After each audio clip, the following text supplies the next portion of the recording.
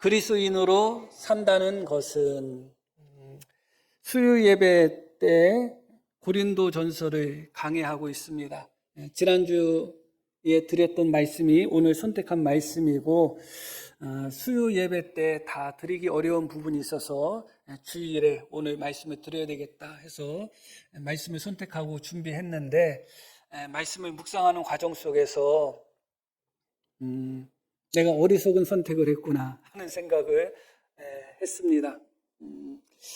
목사로서 이 말씀을 얼마만큼 정직하게 전할 수 있을지 모르겠습니다. 그리고 정직하게 전하는 것이 우리 성도님들에게 걸림이 되지 않을까, 또 그런 또 염려도 됩니다. 목사로서 정직하고 진실하다는 것은 참 중요한 덕목 중에 하나죠. 그러나 어떤 부분은 정직한 것으로, 진실한 것으로 덮어질 수 없는 그런 부분이 있습니다. 오늘 말씀이 바로 그런 말씀이 아닌가 생각하게 됩니다. 저 목사 개인으로서는 성경 전체에서 가장 무거운 말씀이 아닌가, 또 가장 부끄러운 말씀이 아닌가, 또 이 말씀을 전할 수 있는 그런 자격이 있는가, 많은 생각을 하고 많은 고민을 하게 되는 그런 말씀이었고, 심지어 제가 지금 목사로서의 삶을 살아가고 있는데, 이 목사로서의 사역 자체를 돌아보게 하는 그런 말씀입니다. 사실은 과연 내가 목사로 부름받은 것이 맞는가, 그런 생각까지 하게 하는 그런 말씀이에요. 사실은 물론 이제 오늘 또 공동의회가 있고 그래서 길게 말씀은 드리지 않고 최대한 단순하게 또 요약해서 말씀을 전해야 되지 않을까 하는 생각을 하게 됩니다. 23절 말씀을 보면 이렇게 말씀이 시작이 됩니다. 모든 것이 가하나 모든 것이 유익한 것은 아니요, 모든 것이 가하나 모든 것이 덕을 세우는 것은 아니다. 그리스도인의 삶의 원칙을 이야기하고 있습니다. 내 자유, 내 권리에 대해서 우리가 주장하기 전에 내 자유와 내 권리는 무엇의 통제를 받아야 되는가를 말씀하고 있죠. 그것은 바로 무엇이냐? 내 자유와 내 권리가 과연 유익한 결과를 가져오는가? 그것을 통해서 통제받아야 된다는 것입니다. 나의 자유, 나의 권리라 할지라도 유익하지 않다, 그 열매 맺는 것이 유익한 열매를 맺지 못한다 하면 그것은 자유가 될 수도 없고 권리가 될 수도 없다는 것입니다. 또 하나는 덕을 세우는 것이 하나의 또 원리라고 이야기하고 있습니다. 덕을 세운다고 번역이 되었지만 세운다는 의미입니다. 세운다는 의미의 반대는 무엇이에요? 무너뜨린다는 것이죠.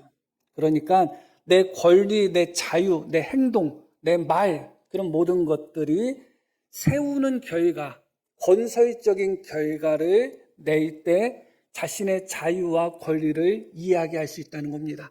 내 자유와 내 권리, 그것으로 인한 나의 말과 행동들이 도리어 세우지를 못하고, 가정을 세우지 못하고, 교회를 세우지 못하고, 공동체를 세우지 못하고, 사회를 세우지 못하고 도리어 파괴하고 무너뜨린다면 그것은 권리도 아니고 자유도 아니다, 그렇게 이야기하고 있습니다. 그러므로 우리의 자유, 우리의 권리, 우리의 삶, 그 모든 것의 가장 기본적인 원리는 그것이 유익을 가져다 주느냐 아니면 해로운 것인가, 또 하나는 그것이 세우는 것인가 아니면 무너뜨리는 것인가, 그것에 달려 좌우하고 있다, 그렇게 말씀하고 있습니다. 이것을 더 구체적인 우리의 삶의 목표로 가져다 주는 말씀이 31절에 나오고 있습니다. 31절 말씀 보면 그런즉 너희가 먹든지 마시든지 무엇을 하든지 다 하나님의 영광을 위하여 하라, 그렇게 말씀이 나오고 있습니다. 그러니까 우리의 삶이, 우리의 권리가, 우리의 자유가 유익해야 되고 또 그것이 세워져야 되는 결과를 가져와야 되는데, 그러기 위한 구체적인 우리의 목표가 무엇이냐? 먹든지 마시든지 무엇을 하든지 하나님 영광을 위해서 하는 것이다. 나의 영광, 나의 기쁨, 나의 성공, 그것이 삶의 목적이 되어서는 안 된다. 나의 기쁨, 나의 영광, 나의 성공이 삶의 목적이 되면, 다시 말씀드려서 내 자신이 삶의 목적이 된다면 우리의 말과 행동과 우리의 자유와 권리는 유익한 열매를 맺지 못합니다. 나에게 어떤 이익이 되고 나에게 영광이 되고 나에게 성공이 된다면 우리는 서슴없이 하나님의 영광을 가리는 선택도 하게 되고 다른 사람에게 해를 가하는 선택도 하게 됩니다.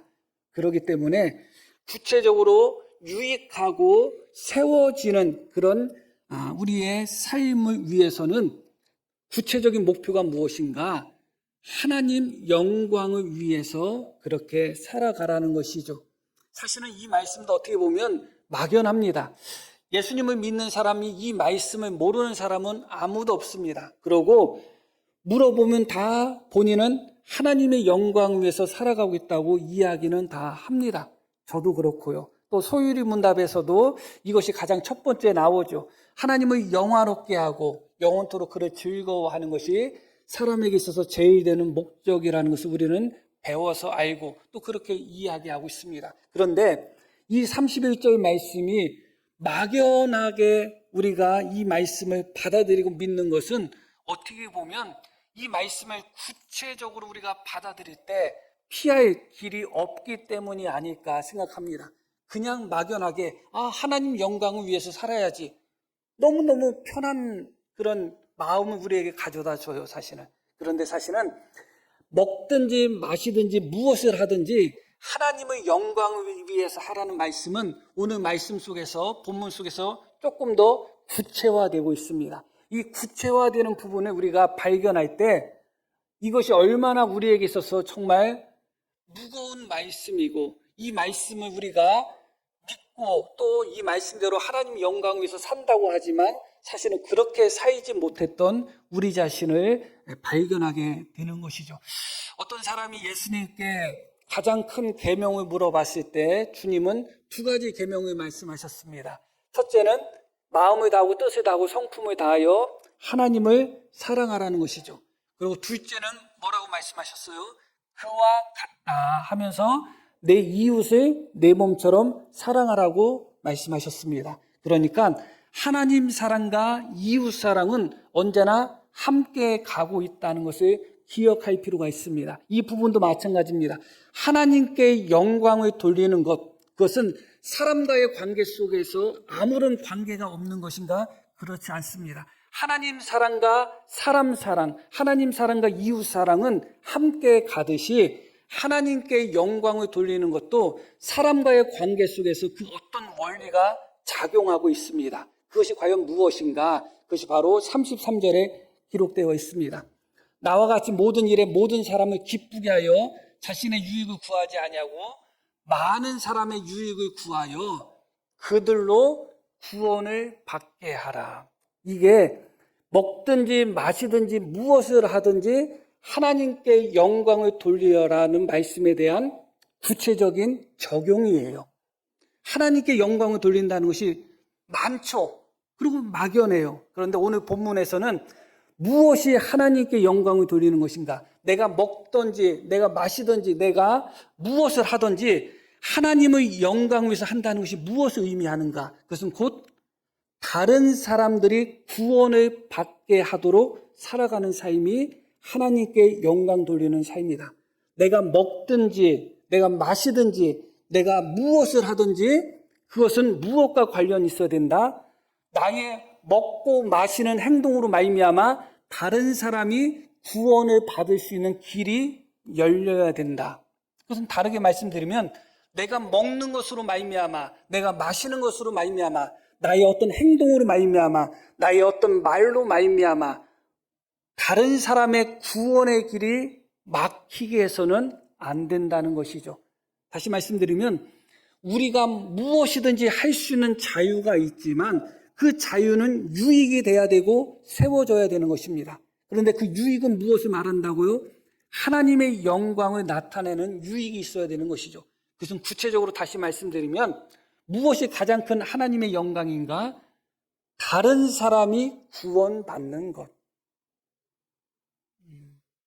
실제로 다른 사람이 구원받는 것, 한 사람이라도 더 구원받는 것이 삶의 목적인 분 계신가요? 그렇게 살고 계신 분 계신가요? 바울은 그렇게 살았죠. 그런데 저는 이 말씀이 정말 큰 아픔으로 올 수밖에 없는 그런 말씀입니다, 사실은. 다른 사람을 구원하는 것이 왜 가장 큰 우리의 삶의 목표가 되고 그것을 위해서 먹고 마시고 무엇을 하는 것들, 모든 것이 하나님 영광과 다른 사람을 구원하는 것에 왜 집중돼야 되는가? 예수님이 그렇게 사셨기 때문에 그래요.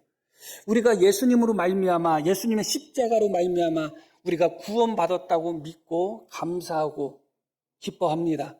그런데 구원이라는 것이, 사람을 구원한다는 것이 예수님, 하나님의 아들이신 예수님이 십자가에 못 박혀 돌아가실 정도로 가치가 있는 거예요.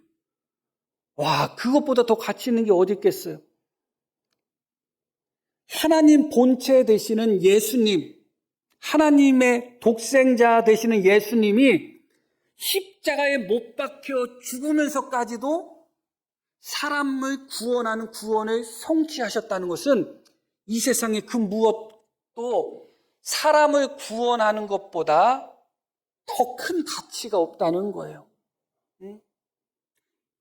예수님이 십자가에 못 박혀 돌아가실 정도로 사람을 구원하는 것은 너무너무 귀한 것이에요.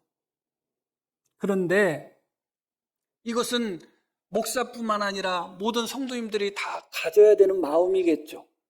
그러나 더더욱 가져야 되는, 이 마음을 품어야 되는 사람은 아마 목사일 것입니다. 어떤 목사님이 영혼 사랑을 하게 해달라는 기도 제목을 갖고 있었던 목사님이 있으셨어요. 왜 그 목사님이 그런 기도 제목을 갖고 계셨을까? 지금에 와서 조금 이해하게 되었습니다. 목사로서 성도님들 한 분 한 분 신앙생활 잘 하는 것에 대한 관심, 표현하든 안 하든 있습니다. 나오신 분, 나오지 못한 분들 다 제 마음속에 체크가 다 됩니다. 그리고 신경도 쓰이기도 하고 마음이 아프기도 하고 그렇습니다. 그 정도로 충분할까? 안 충분하죠. 그것으로는 너무너무 부족하죠. 정말 한 사람이 구원받는 것이 나에게 있어서 삶의 목적이 되고 있는가? 아니죠. 그러면 이게 목사로서 솔직해서 좋다 차원인가요? 이건 솔직해서 좋다 차원이 아니죠. 이거는 솔직한 것으로다는 용서받을 수 없는 거고, 솔직한 것으로다는 이해될 수 없는 부분인 것입니다. 예수님께서 십자가에 못 박혀 죽으실 정도로 사람 구원이 그만큼 가치가 있고 그만큼 소중해서 바울 사도 같은 경우는 평생 어떻게 하든지 한 사람이라도 더 구원하고자 하는 목적으로 그렇게 살았다는 것이죠. 그리고 지금도 그렇게 사는 분들이 계실 겁니다. 더군다나 목사로서 더 가슴이 아픈 것은 무엇이었는가? 이 말씀을 묵상하고 준비하면서 내가 얼마나 잘못됐고 얼마나 부족하다는 것을 깨달았음에도 불구하고 어느 정도 머리로다는 이 말씀대로 살아야지 하는 그런 이해와 또 마음속에 그런 감정들도 생겨나지만 거기까지라는 거예요. 정말 내가 예수님이 그렇게 사셨던 것처럼, 바울 사도가 그렇게 살았던 것처럼 정말 한 영혼을 구원하는 것이 내 인생의 목표와 목적이 될 수 있는가? 정말 한 영혼을 구원하기 위해서 내가 모든 것을 다 포기할 수 있는 상태가 될 수 있는가 할 때 여전히 내 자신 스스로 안에서 부정적인 그런 생각을 발견할 수밖에 없었던 것 그 자체가 사실은 더 괴로운 것이죠. 말씀을 드렸지만 이 말씀은 우리 성도님들에게 드리는 말씀이지만 하나님께서 이 말씀을 통해서 스스로 속여왔던 내 자신에 대해서 하나님이 내리치시는 말씀이 아닌가 그렇게 생각하게 됩니다. 다시 말씀을 정리합니다. 우리가 무엇을 행할 때, 우리의 말과 행동, 우리가 무엇을 선택할 때, 그 모든 우리의 자유, 우리의 선택, 그 모든 우리의 권리들, 그 결국은 하나님 영광을 위해서 행해야 된다. 여기까지는 막연하기 때문에 너무 편했고 좋았고 여기까지만 받아들이면서 살려고 했던 내 자신을 발견했죠. 그런데 결국은 그것이 무엇인가? 결국은 다른 사람을 구원하도록 만드는 말과 행동과 자유와 권리가 돼야 된다. 그게 삶의 목적이 돼야 된다. 구체적으로 당신 무엇을 위해서 삽니까? 할 때 우리 성도님들 중에 배운 대로 하나님 영광을 위해서 삽니다. 그렇게 말할 수 있는 분은 틀림없이 있을 거예요. 그런데 한 사람이라도 더 구원하고자 하는 마음으로 제가 살아갑니다. 그렇게 말할 수 있는 분이 과연 있다면 몇 분이나 있을까 하는 생각을 하게 되는 것이죠. 바울 사도는 그것이 삶의 목적이 되어야 된다고 이야기합니다. 우리가 말할 때, 행동할 때, 우리가 먹을 때, 마실 때, 우리가 무엇을 선택할 때 항상 염두에 두어야 되는 것이 무엇인가? 한 사람이라도 더 구원하고자 하는 마음이라는 것입니다. 그러기 위해서 어떻게 해야 되는가? 32절에 이렇게 말씀이 이어집니다. 유대인에게나 헬라인에게나 하나님 교회에나 거치는 자가 되지 말라. 유대인들, 우리하고 관계가 없을 수도 있어요. 거의 헬라인들, 믿지 않는 이방인들을 의미한다고 보면 되겠죠. 하나님의 교회, 믿는 성도들을 의미한다고 보면 되겠죠. 결국은 한 사람이라도 더 구원하고자 하는 그런 열망 속에서 하나님 영광을 나타내고자 하는 그런 열망 속에서 우리가 첫 번째 기억할 것은 무엇이냐? 그 어떤 사람에게도 믿는 사람이든 믿지 않는 사람이든 믿음이 좋은 사람이든 믿음이 나쁜 사람이든 내 마음에 잘 맞는 사람이든 나와 그 감정적으로 서로 상해 있는 사람이든 그 어떤 사람에게든 어떻게 하라? 거치는 자가 되지 말라. 걸림돌이 되지 말라. 요즘은 남의 시선에 대해서 신경 쓰지 말 것을, 자기가 원하는 것을 솔직하게 말하고 솔직하게 행동할 것을 많이 권면하는, 그렇게 이야기하는 시대에 살고 있습니다. 그러나 그렇지 않습니다. 그리스도인들은 언제나 다른 사람을 항상 신경 써야 됩니다. 오늘 우리가 읽으신 본문 말씀에 대한 설명은 제가 드리진 않습니다. 지난 수요 예배 때 드렸고요.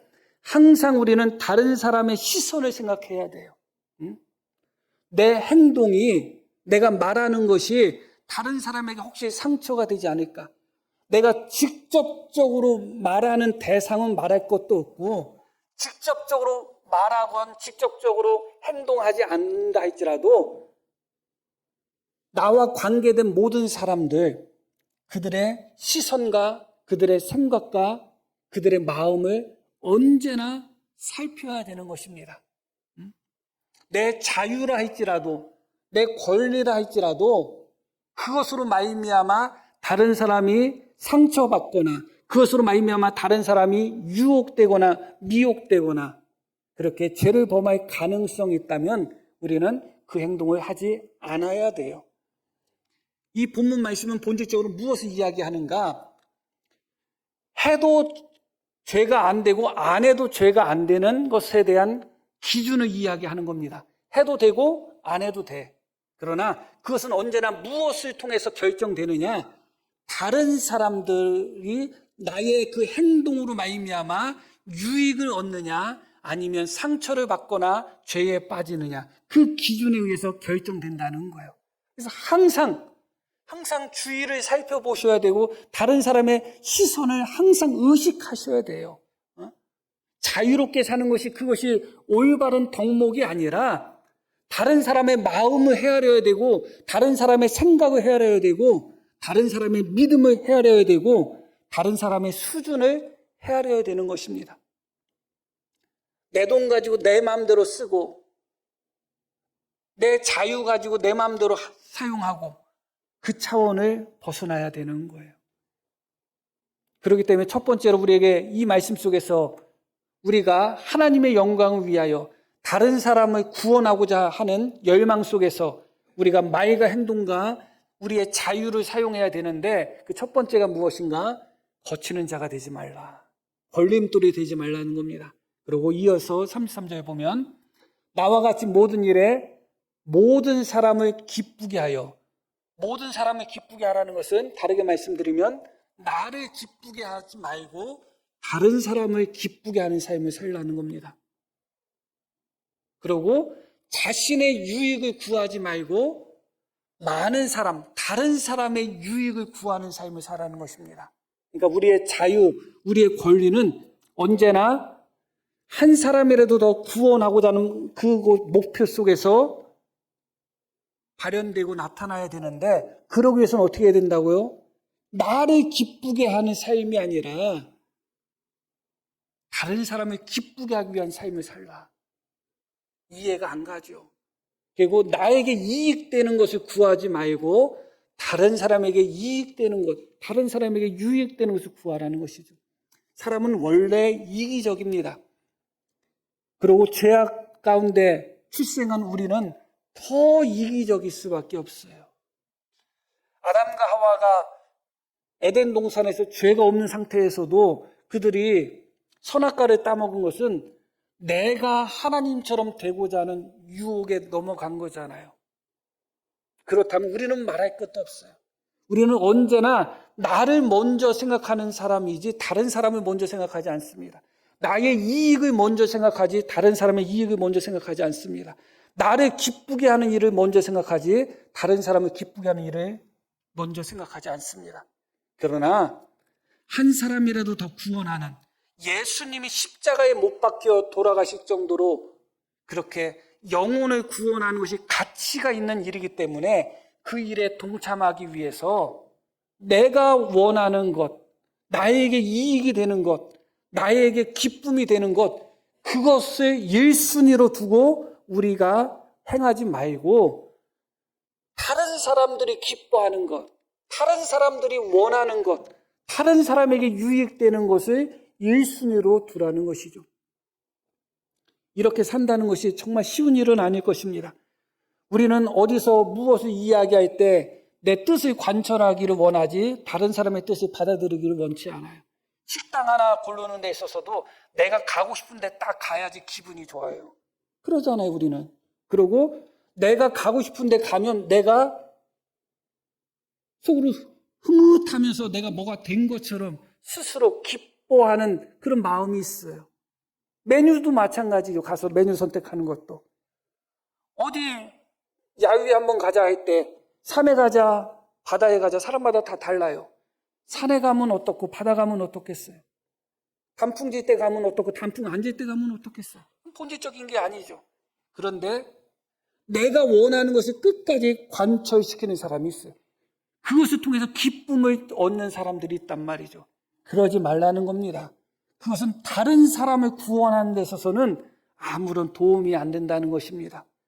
다른 사람을 구원하는 것이 삶의 목적이 된다면 기꺼이 그 다른 사람을 위해서 손해보고 포기하고 그 다른 사람의 이익을 구하고 그 다른 사람의 기쁨을 구하라는 것이죠.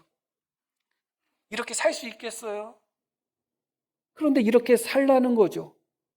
그래서 바울 사도가 이렇게 이야기합니다. 나와 같이 모든 일에 모든 사람을 기쁘게 하여. 뭐라고 이야기해요? 나와 같이. 바울 사도가 그렇게 살았다는 것입니다. 이 말씀을 이제 결론적으로 11장 1절에서 이렇게 이야기하고 있습니다. 내가 그리스도를 본받는 자 된 것 같이 너희는 나를 본받는 자가 되라. 바울 사도가 이런 말을 많이 했어요, 사실은. 그리스도를 본받았다는 것은 로마서 15장 결론적인 말씀으로 보겠습니다. 우리 각 사람이 이웃을 기쁘게 하되 선을 이루고 덕을 세우도록 하였지니라. 우리 각 사람이 이웃을 기쁘게 하되 선을 이루고 덕을 세우도록 하였지니라. 이어지는 말씀. 그리스도께서도 자기를 기쁘게 하지 아니하셨나니 그리스도께서도 자기를 기쁘게 하지 아니하셨다. 기록된 바 주를 비방하는 자들의 비방이 내게 미쳤나이다 함과 같으니라. 다시 말씀을 드리면 자기를 기쁘시게 하지 않고 하나님을 위하여 하나님의 영광 위하여 한 사람이라도 구원하기 위하여 예수님은 어떻게 하신 거예요? 십자가에 못 박혀 돌아가셨죠. 그 예수님을 바울 사도는 닮아가고 있어요. 내가 자기를 기쁘시게 하지 않고 다른 이를 기쁘게 하고 자기의 유익을 구하지 않고 다른 이의 유익을 구하신 그 예수님을 닮아간 것처럼 너희도 나를 닮으라. 그렇게 바울 사도는 결론적으로 이야기하고 있습니다. 최소한 이 말씀은 이렇게 바울 사도처럼 당신들은 나를 닮으시오.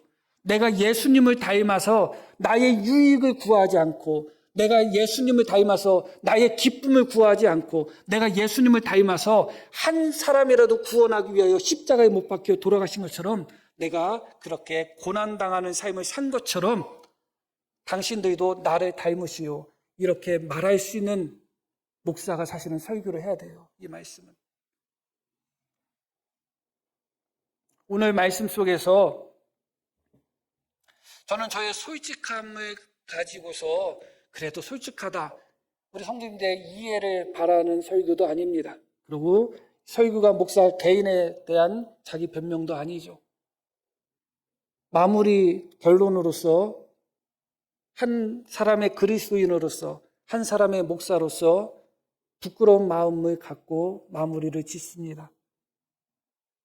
그런데 이 마음이 하나님 앞에 설 때까지 계속 부끄러운 마음이 아니라 하나님 앞에 설 때, 주님 앞에 설 때쯤에 대해서는 주님 제가 한 사람이라도 더 구원하기 위하여 예수님을 그렇게 본받는 삶을 조금이라도 살았습니다. 그렇게 주님 앞에 설 때는 그 정도만이라도 좀 내 자신이 성장했으면 좋겠다 하는 마음이 있습니다. 우리 성도님들도 이 길을 같이 가시고 저보다 앞서 가신 분도 있을 겁니다. 틀림없이. 저보다 앞서 가신 분이 있다면 저도 그분의 오히려 목사지만 따라가고 싶은 마음이 있습니다. 서로가 이 길을 걸어가기를 소망합니다. 자, 우리 들으신 말씀 기억하면서 우리 함께 기도합니다.